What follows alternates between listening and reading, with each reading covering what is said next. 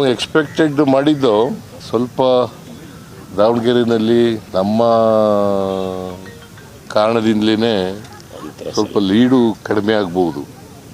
ಆದರೆ ನಾವು ಗೆಲ್ತೀವಿ, ಅಲ್ಲಿ ದಾವಣಗೆರೆಯಲ್ಲೂ ಕೂಡ ಗೆಲ್ತೀವಿ, ಬಾಗಲಕೋಟೆಯಲ್ಲೂ ಕೂಡ ಗೆಲ್ತೀವಿ. ಪಂಚರಾಜ್ಯ ಚುನಾವಣೆಯಲ್ಲಿ ಕಾಂಗ್ರೆಸ್ಗೆ ಓವರ್ ಹಿನ್ನಡೆ ಆಗ್ತಾ ಇದೆಯಲ್ಲ ಸರ್ ಎಲ್ಲ ಸ್ಟೇಟಲ್ಲೂ? ಈಗ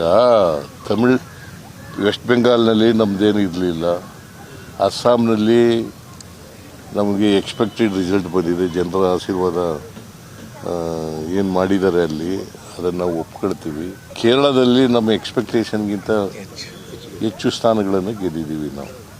ನಾವು ಸುಮಾರು 76ರಿಂದ 80 ಗೆಲ್ತೀವಿ ಅಂತ ಹೇಳಿದ್ದು, ಈಗ 95ವರೆಗೂ ಕೂಡ ಗೆದ್ದಿದ್ದೀವಿ, ಮುನ್ನಡೆ ಸಾಧಿಸಿದ್ದೀವಿ. 95 ವಿಧಾನಸಭಾ ಕ್ಷೇತ್ರಗಳಲ್ಲಿ 95 ವಿಧಾನಸಭಾ ಇದ್ದೀವಿ.